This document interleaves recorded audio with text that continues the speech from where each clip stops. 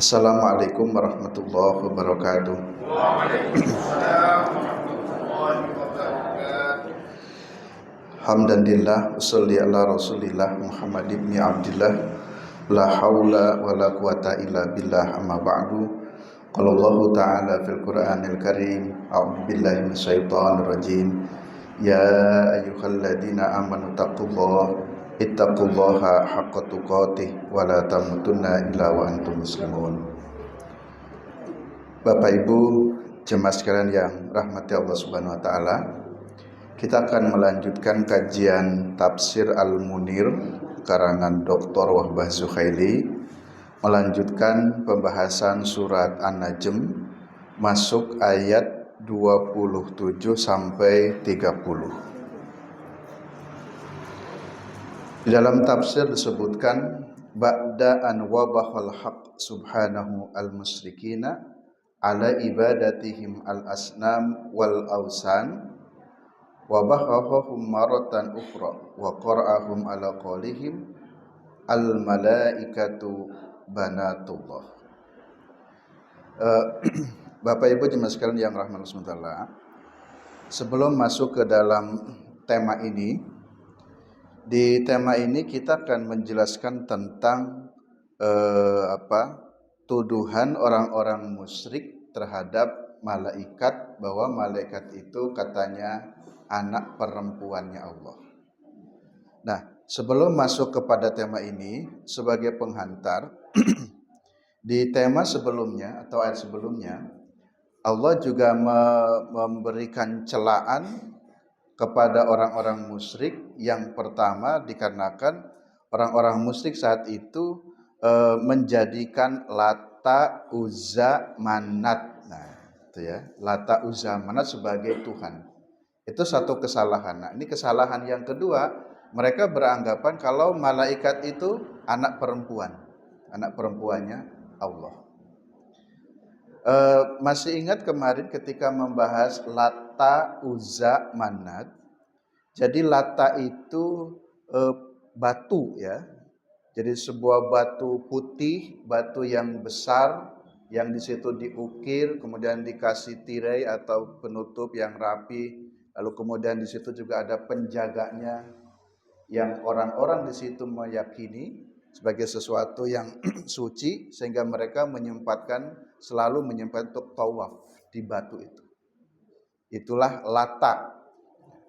Yang Lata itu sesungguhnya diambil dari penghormatan atau pengagungan kepada seseorang, yang orang itu biasa memberi makan untuk para jamaah haji. Jadi saat meninggal dunia, untuk mengabadikan, akhirnya ya dibuatlah, tapi kemudian menjadi kesyirikan, itu dibuatlah sesuatu berhala, patung dalam bentuk wujud batu, yang itu untuk mengingat Lata itu awalnya, tapi kemudian menjadi berhala.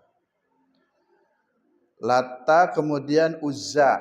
Nah, kalau Uzza kemarin itu adalah pohon ya. Jadi pohon besar itu yang disakralkan, kemudian ya disembah. Kemudian Lata, Uzza, dan Manat ya. Manat juga hampir sama, batu. Nah, itulah kesalahan orang-orang musyrikin yang menganggap Lata, Uzza, dan Manat itu sebagai Tuhan. Sekarang di tema ini, di ayat 27 sampai 30, kita akan membahas tentang tuduhan orang-orang musyrik. Mereka menamai bahwa malaikat itu sebagai banatullah, jadi anaknya Allah. Ankarallahu ta'ala alal musyrikina tasmiyatihim al-malaikah tasmiyatul unsa.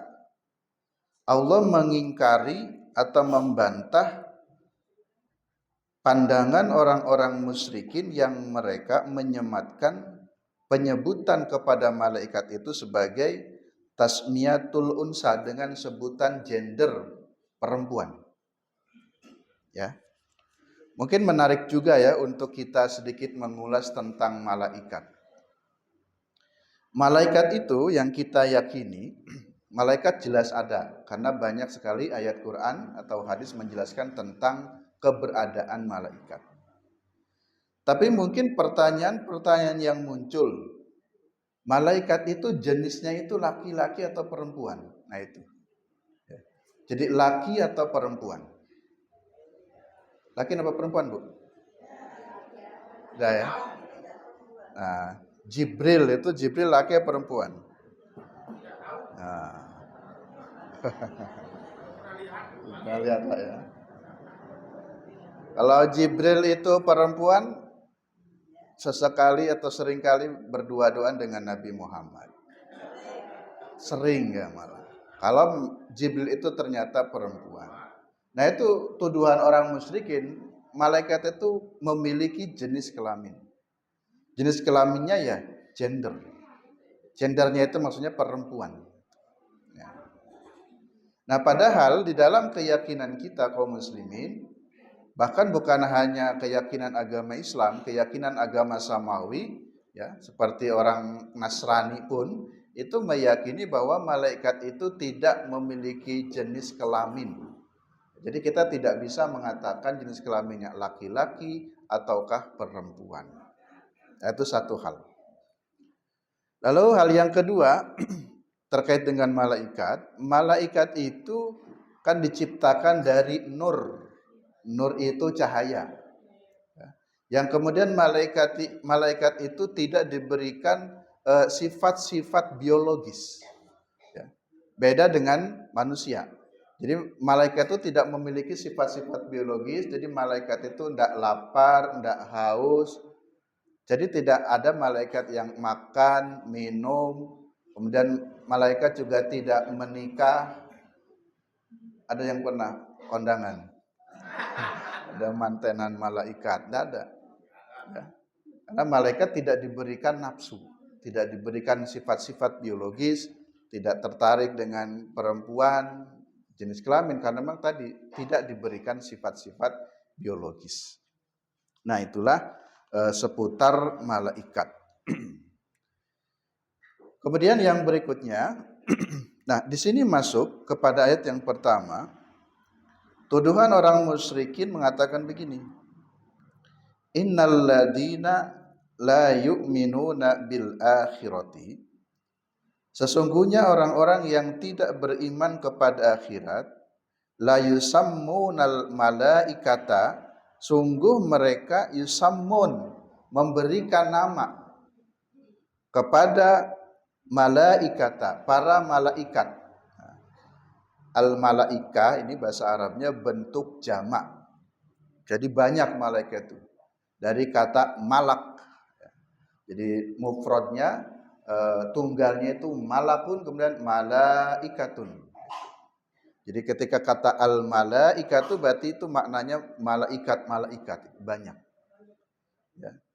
Saking banyaknya ya tidak terhitung. Ya, kita tidak ada tahu informasi berapa jumlah seluruh malaikat. Karena malaikat itu sering dikategorikan penduduk langit dan manusia penduduk bumi. Ya, kita juga kalau tanya berapa manusia yang ada di bumi kan kita nggak tahu persisnya. Berapa malaikat ya tidak tahu. 10 malaikat itu hanya bagian saja yang diajarkan oleh guru-guru kita. Nah, mungkin kaitan tadi tambahan informasi tentang malaikat. Malaikat itu yang jumlahnya sangat banyak. Apakah mereka akan mati atau tidak? Nah, mereka itu mati atau tidak nanti. Nah, kalau menurut ya bacaan-bacaan yang saya temukan, semua makhluk itu akan mati. Ya. Berarti kullu syai'in halikun, segala sesuatu pasti akan halik, akan binasa. Dia akan habis, akan mati illa wajhallah, kecuali hanya Allah itu sendiri yang tidak akan mati. Tetapi nanti kematiannya yang saya baca, nanti ada yang paling akhir mati, yang paling akhir makhluk ini itu malaikat Jibril, kemudian Mikail, kemudian Israfil pencabut nyawa, dan malaikat pembawa aras, sekitar 5. Yang dalam keterangan makhluk yang pertama kali diciptakan yaitu, dan nanti makhluk yang terakhir kali dimatikan yaitu. Ya, tentu kalau logika kita manusia kan istilah apa itu malaikat Israfil kan yang meniup sangkakala. Ya dia bertugas dulu Bu ya, masa mati dulu. Dia bertugas dulu. Nah, baru kemudian setelah itu kematian seluruh makhluk mati, maka malaikat itu akan dimatikan oleh Allah. Nah, itu apakah malaikat mati meninggal dunia? Ya, semua makhluk kullu syai' halikun illa wajha Allah, kecuali Allah sendiri yang tidak meninggal atau mati. Nah, kembali ke ayat 27. Jadi orang-orang yang tidak beriman kepada hari akhirat, mereka menyematkan nama pada malaikat itu dengan tasmiyatal unsa. Jadi dengan sebutan perempuan. Unsa, jadi unsa itu perempuan. Ya. Maksudnya inna haula'il musyrikina al-kafirina alladina la yusaddiquna biwujudil akhirah wal hisab wal iqab. Orang-orang musyrikin, orang-orang kafir yang tidak meyakini dengan keberadaan akhirat, tidak meyakini adanya hisab, adanya siksa, yaz'umuna, mereka menyangka, mengira atau mereka memiliki keyakinan annal malaikata inasun. Malaikat itu adalah perempuan. Jadi kalau ada nama Inas itu perempuan. Wa annahum banatullah, dan mereka itu para malaikat itu adalah banatullah. Jadi anak-anaknya Allah. Jadi Allah itu punya anak yang banyak. Sehingga kalau dalam tauhid kesesatan ya, orang-orang musyrikin itu karena menganggap Allah punya anak perempuan. Dan kesesatan kaum Nasrani, mereka meyakini kalau Isa itu anaknya Allah. Jadi siapapun yang menyematkan Tuhan punya anak, ya sesatlah dia. Karena dalam Al-Quran sudah dikatakan, Qul huwallahu ahad, Allahu somad, lam yalid walam yulad. Nah itu. Di lam yalid walam yulad. Allah itu tidak beranak dan tidak diperanakan. Jadi dalam keyakinan kita Islam meyakini dengan seyakin-yakinnya bahwa lam yalid wa lam yulad. Jadi malaikat bukan anaknya Allah, Isa bukan anaknya Allah. Nah, di sini mereka kaum musyrikin, kaum kafirin itu meyakini annal malaikata inasun wa annahum banatullah. Malaikat itu jenis kelaminnya perempuan dan mereka itu adalah anak-anak perempuannya Allah. Wal muradu annahum yusammuna kulla wahidinil malaikati unsa. Dan mereka memaksudkan bahwa setiap satu dari beberapa malaikat itu memang jenisnya perempuan. Li'annahum idza ja'alu kulla banat, karena mereka menjadikan semuanya itu adalah sebagai banat, itu anak perempuannya Allah. Baik. Bapak Ibu jemaat sekalian yang rahmatullah SWT, di dalam ayat ini ada dua hal yang ingin saya beri catatan atau pertegas. Kesalahan ya di sini, kesalahan orang musyrik dan orang kafir di dalam ayat ini ada dua kesalahan, ya, dua kesalahan besar tentunya. Kesalahan yang pertama, karena mereka meyakini Tuhan itu punya anak. Itu sudah satu kesalahan. Mereka meyakini Tuhan itu punya anak. Jadi Allah itu punya anak. Itu salah. Ya, jelas syirik. Meyakini sesuatu yang tidak sesuai dengan Allah itu sendiri. Lalu yang kedua, kesalahan yang kedua adalah yang mereka yakini Tuhan itu punya anak terus mengklaimkan lagi, mohon maaf, bahwa malaikat itu sebagai anak perempuan. Sedikit saya berbicara tentang perempuan.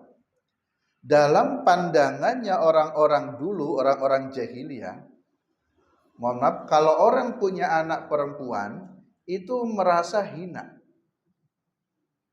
Mereka tidak pede kalau anaknya itu perempuan.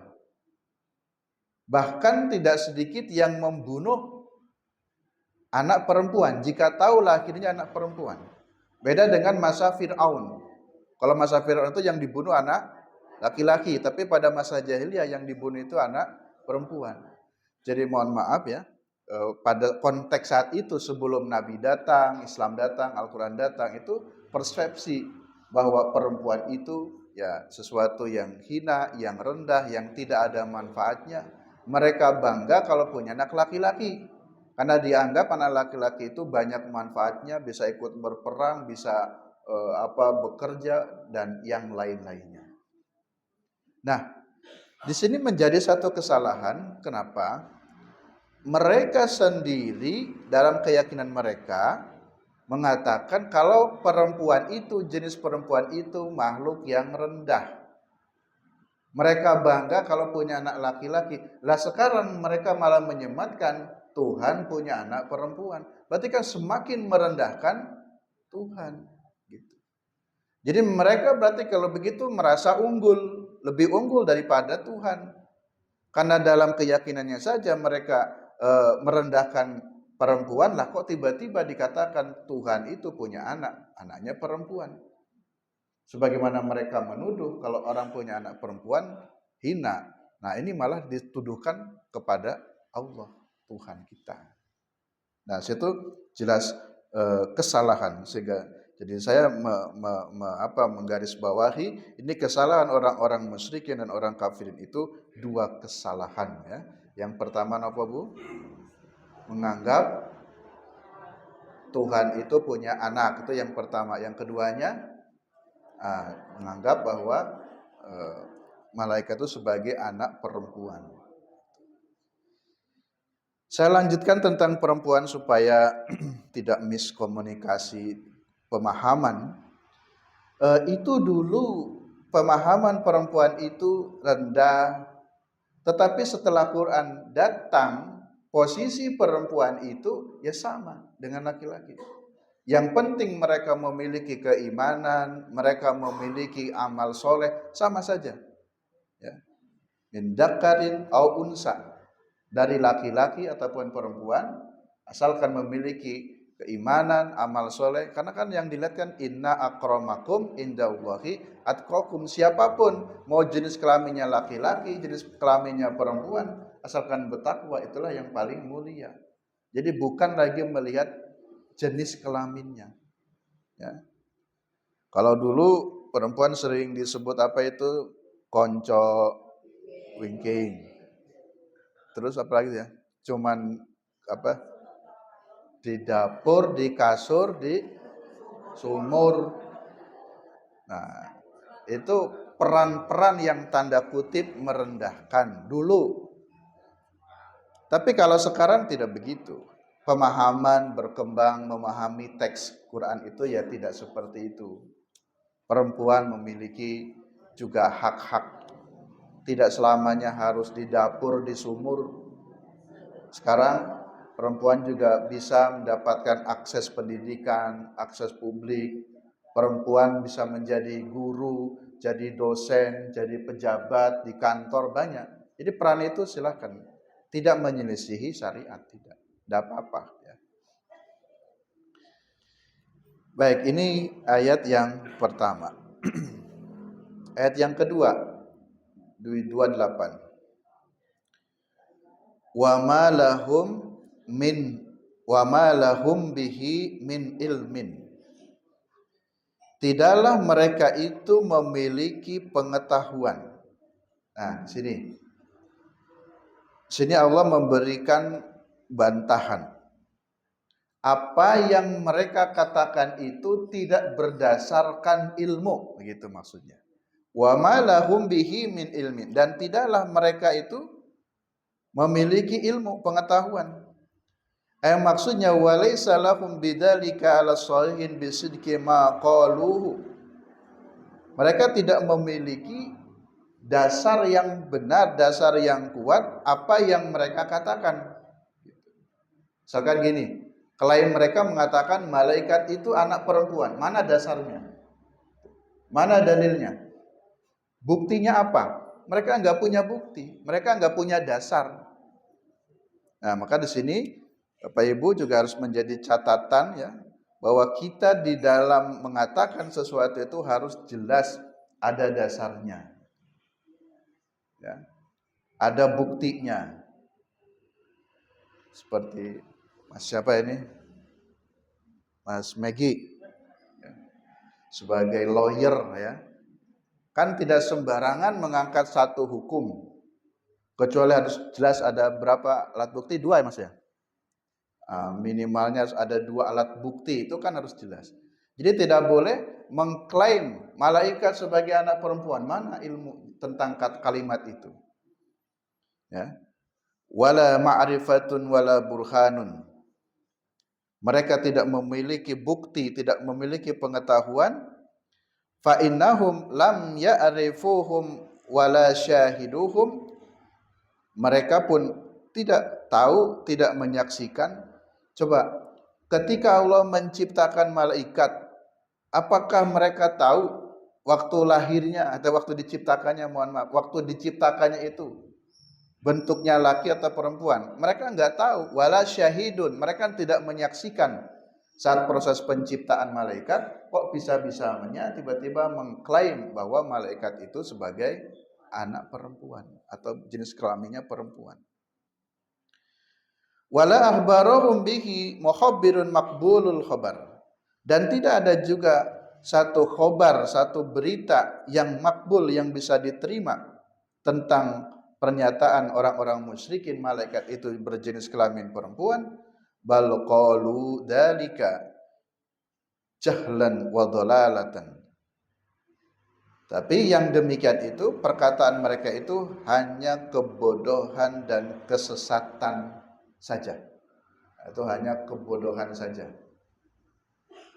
Kalau Rocky Gerung suka bilang apa itu? Dungu. Nah, itu hanya kedunguan saja. Bicara tanpa dasar, bicara tanpa dalil. Gitu, ya. Jadi tidak ada ilmu yang mereka ucapkan, tapi jahlan wa dhalalatan wa kaddaban wa zuran wa iftiraan wa kufran wa sayyi'an. Itu hanya kebodohan, kesesatan, kedustaan ya. Iftiraan tadi hanya ngarang-ngarang saja, wa kufran dan hanya kekufuran semata. Nah, ini langsung dibantah oleh Allah atas persepsi, keyakinan si musyrikin yang mengatakan malaikat berjenis kelamin perempuan. Kemudian iyattabi'una illa dhanna. Nah, karena mereka itu tidak berdasarkan ilmu, mereka hanya mengikuti don saja. Don, ya. Don itu sangkaan-sangkaan, praduga-praduga. Sepertinya malaikat itu perempuan gitu. Jadi don. Jangan lupa wa inna dhanna la yughni minal haqqi syai'an. Bahwa prasangka itu sama sekali tidak memiliki faidah apapun atas kebenaran. Syai'an, sedikit pun tidak. Baik, Bapak Ibu, saya sini akan menguraikan istilah don. Donna itu kan sangkaan. Kalau di dalam biasanya kajian hukum itu ada 4 tingkatan. Dalam keyakinan manusia itu ada 4 tingkat. Pertama disebut dengan waham. Ada waham. Waham itu juga hampir sama istilahnya, sangkaan-sangkaan. Lalu di atasnya waham ada syak. Ada syak. Syak itu ya keraguan-keraguan itu. Lalu di atasnya syak itu ada donna. Ya. Ada donna. Kemudian di atas donna nanti baru ada yakin. Ya. Jadi pengetahuan manusia itu yaitu dibagi menjadi 4 lah. Atau keyakinan seseorang itu ada 4 tingkatan. Pertama waham. Ya. Waham itu ya sama istilahnya ragu, bahasa umumnya semuanya ragu. Tetapi tingkat prosentasinya kalau waham itu di bawah 50%. Ya, itu namanya waham, di bawah 50%. Misalkan ada berita kemarin Ibu-ibu ada apa itu? Kereta api tertabrak oleh andong. Itu kereta api sampai terjungkal tertabrak oleh andong. Kalau ada berita itu percaya tidak Ibu? Kalau itu pasti tidak percayanya. Kan nggak mungkin kereta ditabrak oleh andong. Sampai keretanya terjungkal. Atau umpamanya ada berita lagi, di sini sudah mulai yakin tapi agak ragu begitu. Tetapi keraguannya itu di bawah 50%. Ya, apalah ya beritanya, ada informasi katanya si fulan begini-begini gitu. Ini benar nggak ya gitu. Tapi ini paling bohong. Yaitu cuman hoax saja umpamanya.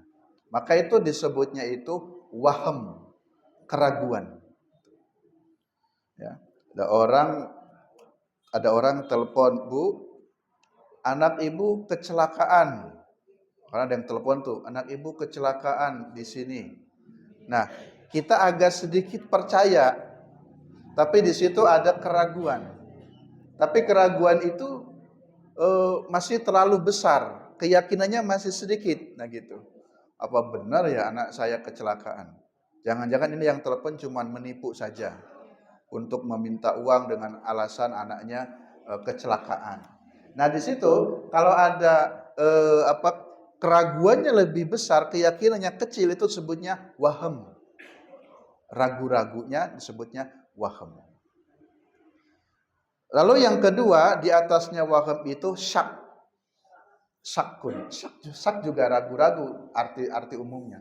Ada syak. Kalau syak ini 50-50, keraguannya itu 50%. Berarti keyakinannya pun 50%. Itu namanya syak. Ya. Misalkan Bapak Ibu sholat, pas sholat sendiri, sholat duhur, yang sir di rumah sendiri. Terus ragu, ini 2 rakaat apa 3 ya? Terus dipikir-pikir, sedang mikir ini yang betul 2 apa 3 ya? Tetap enggak ketemu itu. Kayaknya 2 rakaat, tapi kayaknya sudah 3 ya. Nah itu Bapak Ibu tidak bisa memastikan ini sudah 2 apa 3. Tapi 50-50, yakin 2, yakin 3. Wah nggak bisa menentukan. Maka itu sebutnya syak. Jadi 50%, 50%. Itu namanya syak. Ya. Jadi kira-kira persentasinya 50% ada keraguan, 50%-nya ada keyakinan. Baru yang ketiga di sini istilah donna. Nah, ini kan Quran sedang membahas tentang donna. Iyattabi'una illa donna.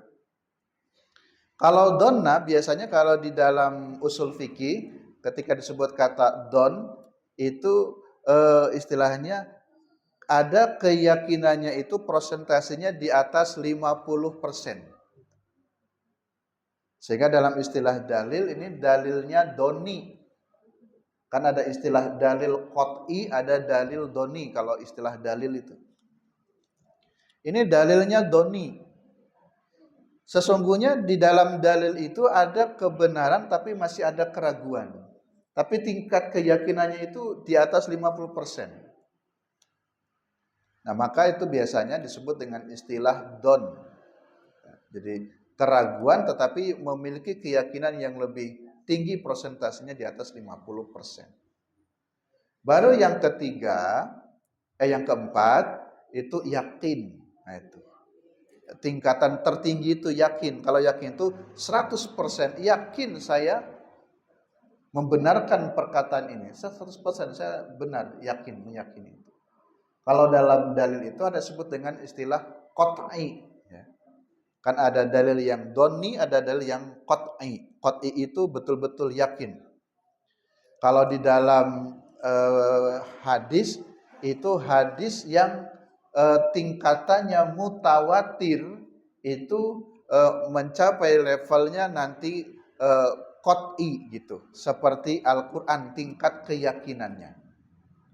Kan yang qot'i itu kan Quran, Lalu kalau dalam hadis ditambah hadis yang mutawatir.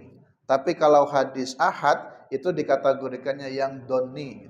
Tapi kalau sudah mutawatir itu qat'i. Karena hadis mutawatir itu syaratnya diantaranya harus diriwayatkan oleh banyak orang, bukan hanya satu orang.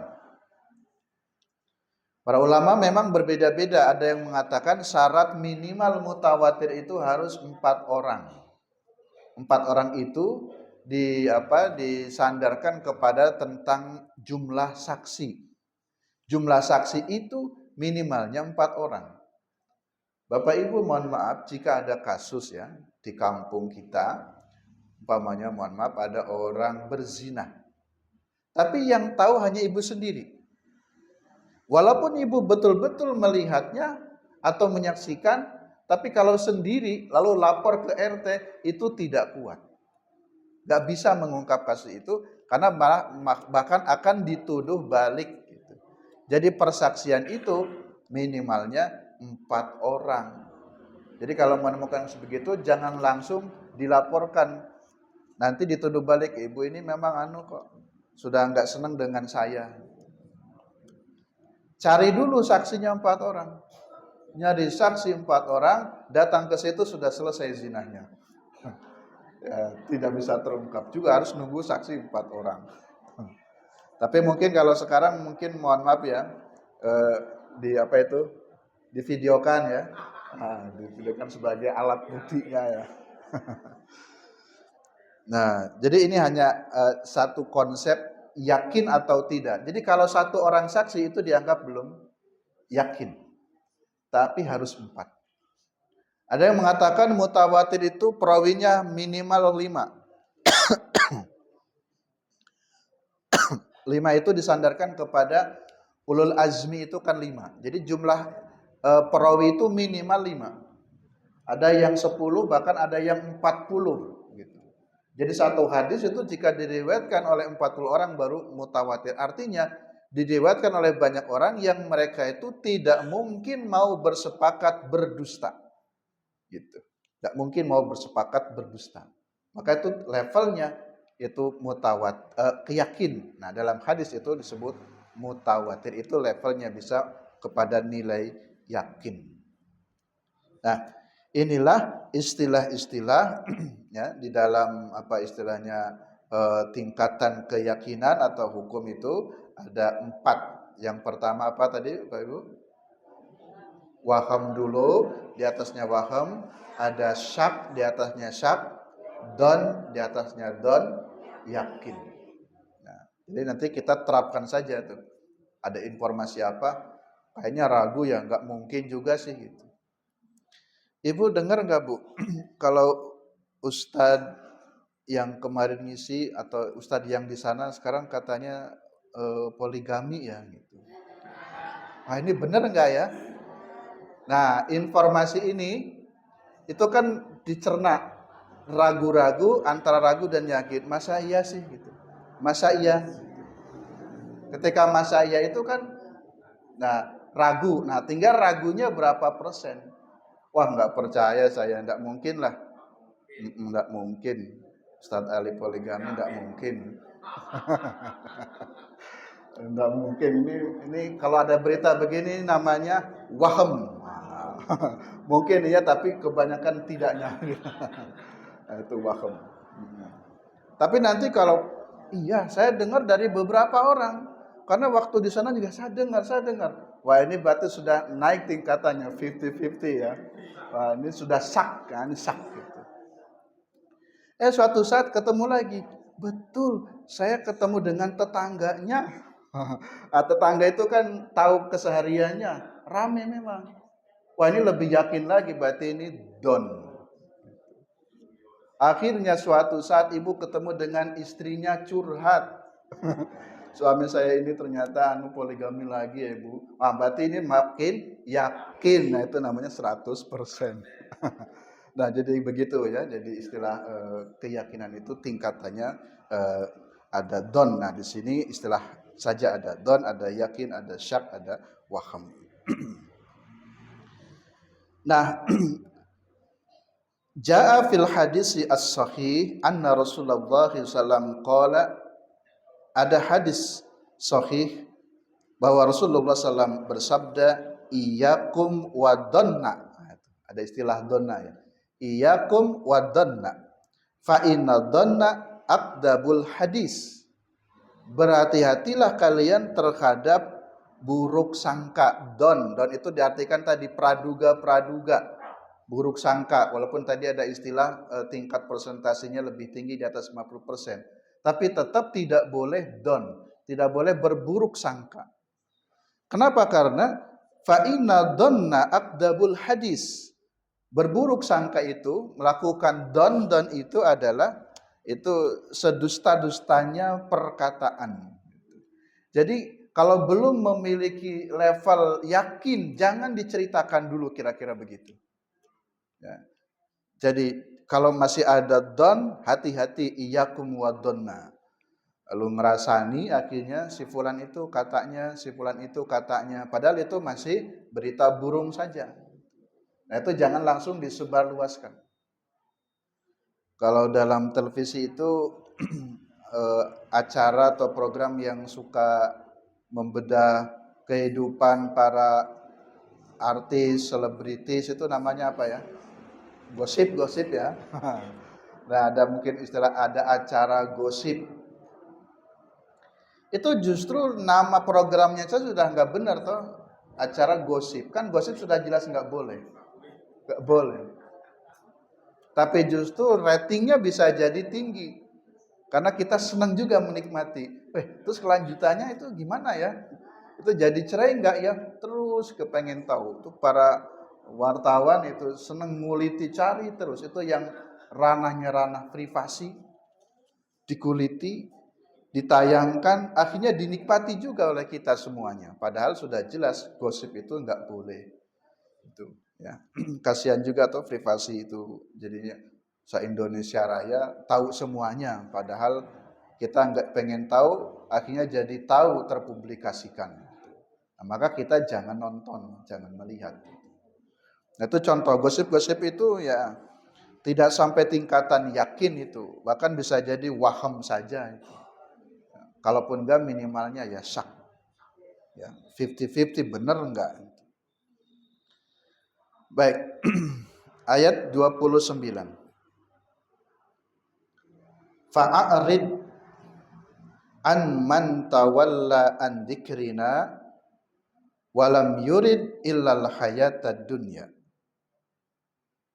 Fa'arid, dan berpalinglah, an man tawalla, kepada orang yang berpaling, maksudnya tinggalkan saja orang-orang yang berpaling an dzikrina, dari kami, dari Allah, zikir kepada Allah, maksudnya dari Allah. Walam yurid, dan mereka sudah tidak menginginkan atau tidak ada orientasi dalam hidupnya illal hayatad dunya, kecuali hanya dunia orientasinya. Di sini maknanya fa'arid ayyuhar rasul amman a'rada anil Qur'an aw tadhkirillah. Tinggalkan saja, wahai Rasul, orang-orang yang sudah jelas-jelas nyata-nyata berpaling dari Quran. Tinggalkan saja. Itu yang disebut dengan barok. Kalau dalam akidah itu ada al-wala wal barok. Kepada siapa kita harus berloyalitas dan kepada siapa kita harus berlepas diri. Kalau ada orang-orang yang sudah jelas-jelas, ya, dia itu memang a'rada anil Quran au tadhkirillah, sudah berpaling dari Quran, atau bahasa lain, dia sudah jelas-jelas membenci Islam, ya sudah. Walaupun dulunya teman kita. Kalau dia menyatakan betul-betul a'rada an dzikrillah, ya sudah, Muhammad berlepas saja dengan mereka. Jadi ini Allah yang mengingatkan. Kemudian yang kedua, kenapa kita harus berlepas diri? Artinya Bapak Ibu, jangan berteman, kira-kira begitu ya. Tidak usah berteman, jangan berwala kepada orang yang sudah memang jelas-jelas nyata-nyata sudah a'rada anillah gitu. Terus yang keduanya, mereka itu sudah wala yuridu ilal hayatad dunya, sudah tidak ada keinginan kecuali hanya dunia. Dia orientasinya dunia terus kok. Udahlah, saya malas. apa-apa dunia gitu. Jadi orientasi hidupnya itu hanya dunia saja. Udahlah kita menjaga jarak, nggak usah lah gabung lagi berkomunitas dengan mereka, itu orientasinya dunia melulu. Nah itu wajar kalau kita berlepas diri. Karena kan prinsip pertemanan itu kan saling mempengaruhi toh gitu. Kita yang mempengaruhi atau kita yang dipengaruhi kan tergantung itu. Nah, daripada kita yang kemudian terpengaruh menjadi buruk, ya maka berlepas diri saja. Nah, jadi ini jelas ya dari Qur'annya, Allah membimbing Nabi, ya sudahlah Muhammad, biar enggak capek kamu berdakwah, tetap saja mereka menolak. Orang yang sudah benar-benar menolak dakwamu, ya sudah tinggalkan saja. Sudah selesai tanggung jawabmu, kira-kira begitu. Dah a'rid, tinggalkan man tawalla an dikrina, orang yang memang sudah berpaling dari Allah. Walam yakun hammuhu ila dunya, dan tidak ada orientasinya kecuali orientasi dunia saja. Wa tarkun nadr ilal akhirah, dan mereka sudah meninggalkan orientasi akhiratnya. Jadi orang-orang yang hanya murni dunia saja, tidak mengambil akhiratnya atau mengabaikan akhiratnya, ya sudah tinggalkan saja. Karena sesungguhnya kalau ada istilah hidup itu untuk makan atau makan untuk hidup. Hidup untuk makan atau makan untuk hidup. Nah, yang betul itu makan untuk hidup. Jadi kalau makan untuk hidup, maknanya makan itu sewajarnya saja untuk membantu kita bisa bertahan hidup. Tapi orientasinya bukan untuk makan. Jadi kita itu orientasinya akhirat, makan untuk hidup. Makan itu sewajarnya, seperlunya. Karena itu bukan tujuan pokok makan itu. Istilahnya dunia itu bukan tujuan pokok. Bukan berarti kita tidak perlu makan, tidak. Tetap perlu makan, tapi seperlunya. Tapi berbeda dengan istilah hidup itu untuk makan. Nah, kalau istilah hidup untuk makan itu adalah filosofisnya kambing. Coba Bapak Ibu lihat di kandang kambing. Kambing itu hidupnya untuk makan. Coba kesehariannya kalau nggak makan ngapain dia? Dia nggak ada kerjaan apa-apa. Ya kalau nggak makan ya tidur, tudar tidur. Pagi makan, siang makan, sore makan. Setelah itu apa yang dilakukan? Tidak ada, karena memang hidupnya untuk makan. Itu disebut dengan orientasi dunia. Kalau kambing masih mending ya, semakin banyak makannya, semakin besar harganya, semakin mahal. Kalau manusia banyak makannya, makin gendut, makin banyak penyakitnya. Nah, jadi kalau binatang itu justru banyak makan, makin besar bagus, karena harganya semakin mahal. Jadi kalau manusia banyak makan, banyak tidur, itu harganya bukan sebab makin besar makin gendutnya, bukan. Ya, penyakitnya malah banyak. Jadi harganya manusia itu bukan dalam besarnya, tapi tadi nanti dalam imannya, dalam ilmunya dan amal solehnya. Zalika, ayat yang terakhir 30.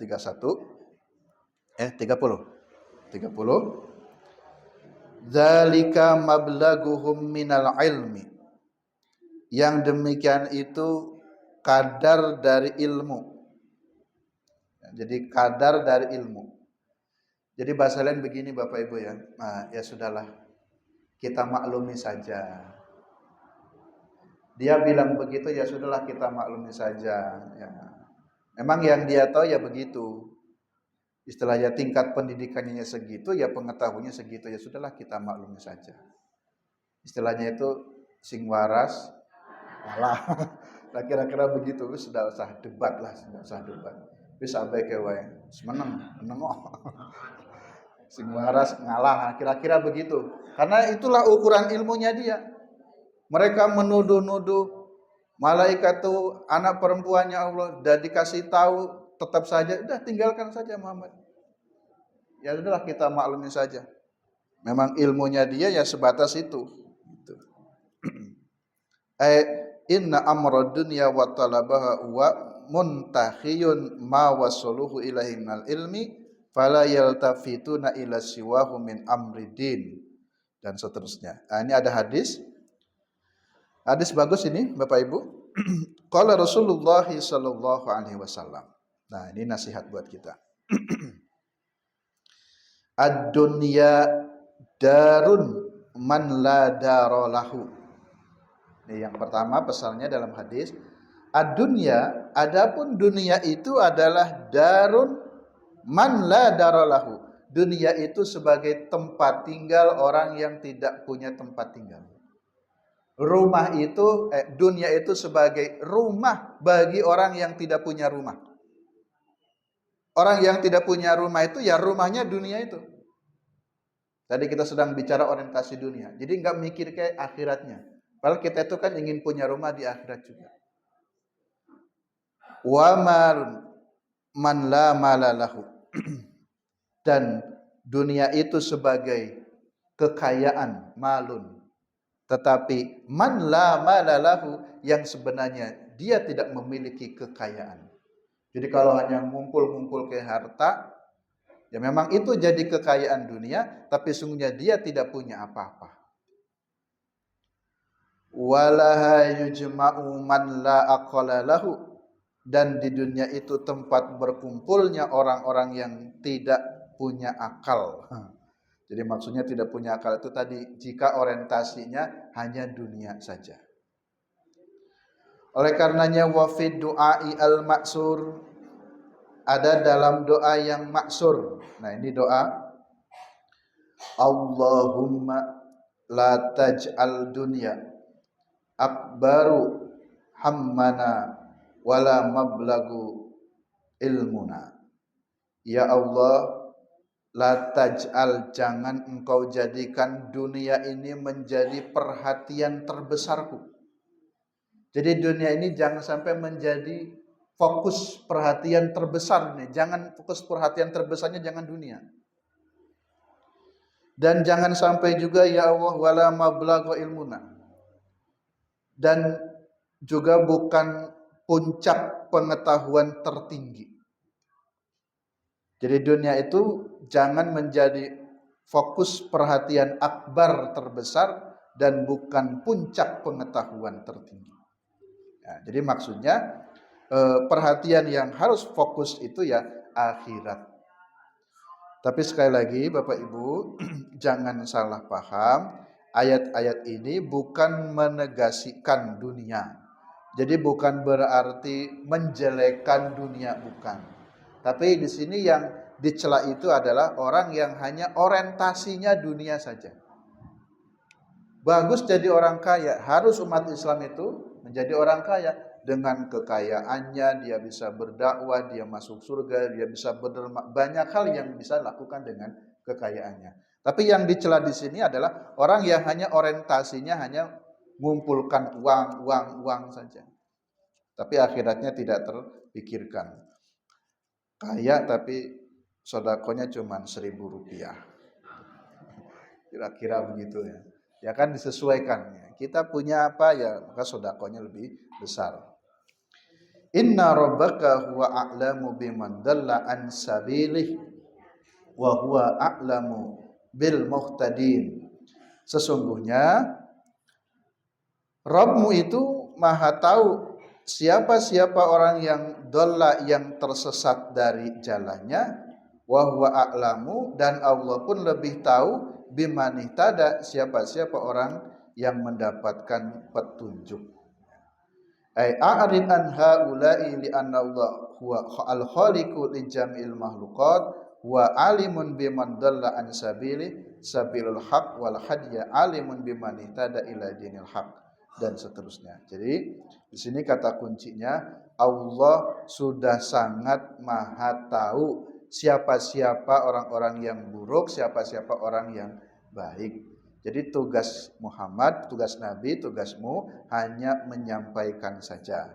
Di sini ditutup di tafsir ini dengan penjelasan wa fihi inasun lin nabiyyi sallallahu alaihi wasallam, ini sebagai bentuk untuk ketenangan Nabi sallallahu alaihi wasallam, kaila yata'abbu nafsahu fi tahsili ma laysa bi rajji husuli, supaya Nabi itu enggak lelah gitu.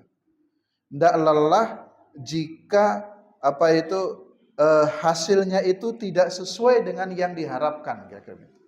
Jadi Nabi sudah berdakwah, Nabi sudah mengingatkan, tetapi kemudian hasilnya itu tidak sesuai atau bahkan mustahil dia mau mengikuti ajaran Nabi. Ya sudah Muhammad, cukup.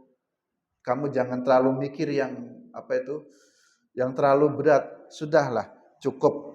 Karena Allah pun Maha tahu siapa para penentang Nabi dan Rasul, siapa para pembela Nabi dan Rasul. Dengan sendirinya Allah akan memberikan balasan atas masing-masing perbuatannya itu. Nah, jadi ayat ini untuk memberikan tadi support kepada Nabi, tetap wajib berdakwah, tetapi ya jangan terlalu dipikirkan. Orang-orang yang sudah jelas menentang, menolak, ya sudah tinggalkan saja. Nah, kita mencari, ajak kembali orang-orang yang mau. Demikian Bapak Ibu jemaah sekalian yang rahmati Allah Subhanahu wa taala, kajian kita pada kesempatan pagi ini. Insyaallah kita lanjutkan di ayat keberapa tadi? 31 ya. Jadi kita lanjutkan di ayat 31 di pertemuan berikutnya. Kurang lebihnya mohon maaf. Billahi, kita tutup dengan baca hamdalah. Alhamdulillahirabbil alamin. Subhanakallahumma wa bihamdika asyhadu an la ilaha illa anta astaghfiruka wa atubu ilaik. Billahi taufiq wal hidayah. Assalamualaikum warahmatullahi wabarakatuh.